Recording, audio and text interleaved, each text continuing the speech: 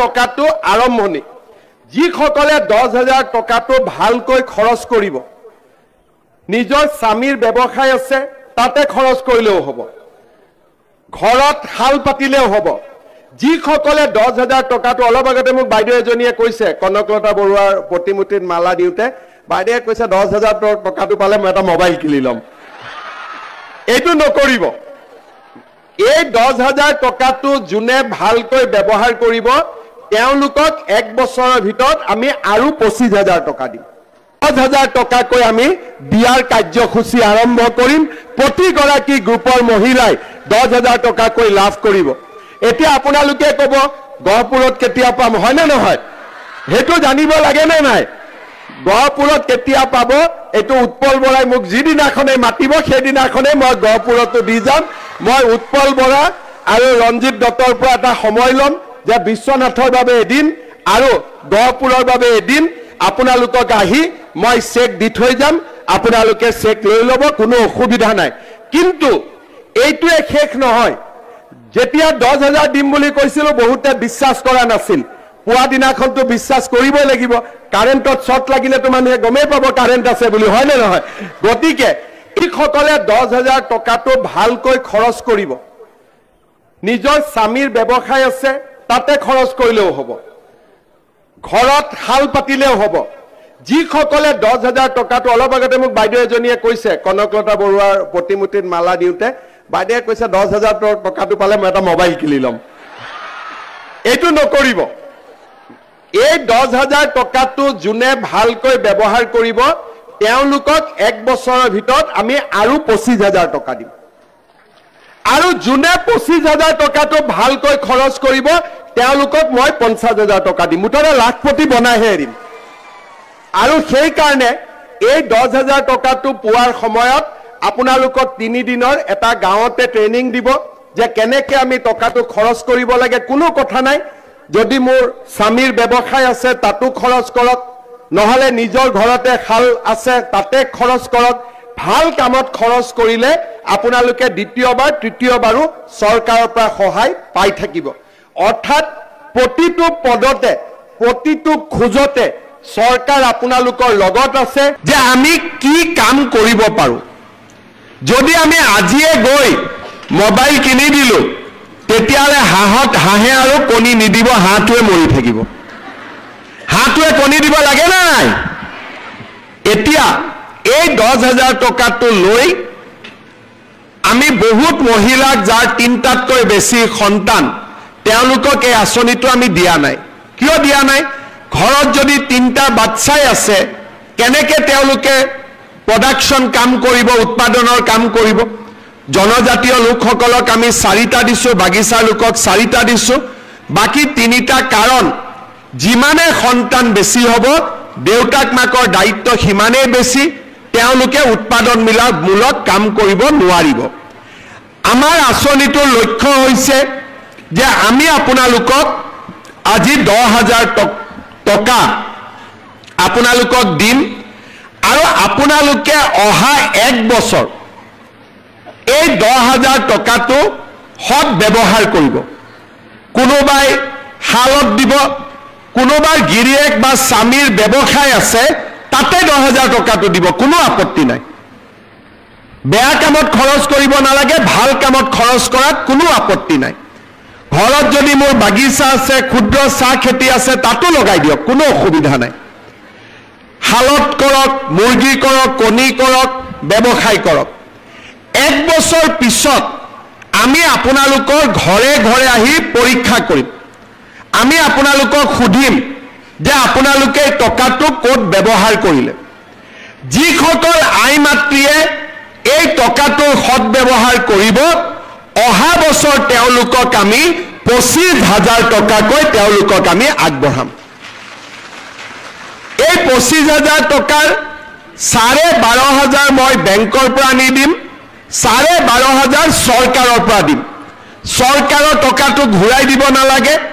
বেংকৰ টকাটো ঘূৰাই দিব লাগিব কিন্তু সুদ দিব নালাগে বেংকৰ সুদটো চৰকাৰে দিব মাত্ৰ মূলটো আপোনালোকে ঘূৰাই দিব আৰু যিসকলে সুন্দৰভাৱে এই 25,000 টকাৰ সৎ ব্যৱহাৰ কৰিব তেওঁলোকৰ তৃতীয় বছৰটোত আমি 50,000 টকা কৰি আমি আগবঢ়াম হাঁহে যেনেকৈ কণী পাৰে এই 10,000 টকায়ো দুবাৰ কণী পাৰিব এবাৰ 25,000ৰ কণী পাৰিব এবাৰ 50,000 টকাৰ কণী পাৰিব কণী পাৰিব লাগে না নাই লাগে যদি কণী পাৰিব লাগে হাতী আমাৰ হাঁহটোক অলপ খাদ্য বস্তু খুৱাব লাগিব আৰু তাৰ অৰ্থটোৱে হ'ল যে এই টকাটোৰ আপোনালোকে সৎ ব্যৱহাৰ কৰিব লাগিব কাকো খুৱাব নালাগে মাত্ৰ নিজে নাখালে হ'ল নিজে ইয়াক ভাল কামত লগালে হ'ল কোনে কোনে ভাল কামত লগাব সবে লগাব আৰু কোনে কোনে মোবাইল কিনিব যোনে মোবাইল কিনিব তাক মই আৰু 2,000 টকা দি দিম যাতে ভাল মোবাইল এটা পায় কোনে কোনে মোবাইল কিনিব পিছফালে কোনোবাই মোবাইল কিনিব নেকি নিকিনে কোনে কোনে নিকিনে হাত ডাঙক আচ্ছা ৰঞ্জিত দা মোবাইল দোকানীটো ব্যৱসায় বেয়া হৈ গ'ল এতিয়া মোবাইল দোকানীবিলাকে নকলে হ'ল মামাক অহাবাৰ ভোট নিদিওঁ বুলি সবে আশা কৰি আছে যে আজি উদ্যমিতাৰ টকা হ'ব আই মাতৃসকলে ফেচবুক চাবৰ কাৰণে মোবাইল কিনি ল'ব নিকিনিব নে কোনেও ঠিক আছে ভাল কৰি টকাটো ব্যৱহাৰ কৰক আমি আপোনালোকক অহা বছৰ আৰু 25,000 টকা তাৰ পিছত আমি আপোনালোকক আৰু 50,000 টকা দিম মই আপোনালোকক জনাবলৈ পাই ভাল পাইছো যে সমগ্ৰ অসমতে এই আঁচনিটোৰ জৰিয়তে প্ৰায় 30 লাখ এগৰাকী দুগৰাকী নহয় 30 লাখ মহিলা উপকৃত হ'ব বিহালীত কিমান পাব একা আজি 23,300 গৰাকী মহিলাই আজি বিহালীত 10,000 কৰি লাভ কৰিব তাৰ মানে 230 কোটি টকা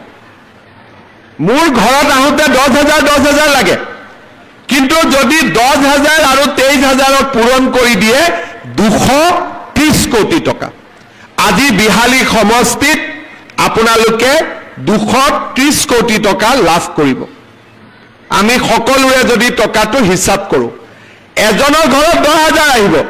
কিন্তু সকলোৱে যোগ বিয়োগ কৰি দিলে 230 কোটি টকা আজি আমাৰ বেংকটোত লেনদেন হ'ব মই পুনৰবাৰ আমাৰ পঞ্চায়ত আৰু গ্ৰামোন্নয়ন বিভাগৰ সকলো বিষয়া কৰ্মচাৰীক ধন্যবাদ জনাইছো মন্ত্ৰী ৰঞ্জিত দাস ডাঙৰীয়াক ধন্যবাদ জনাইছো এই আঁচনিটো সুন্দৰভাৱে আগবঢ়াই লৈ যোৱাৰ বাবে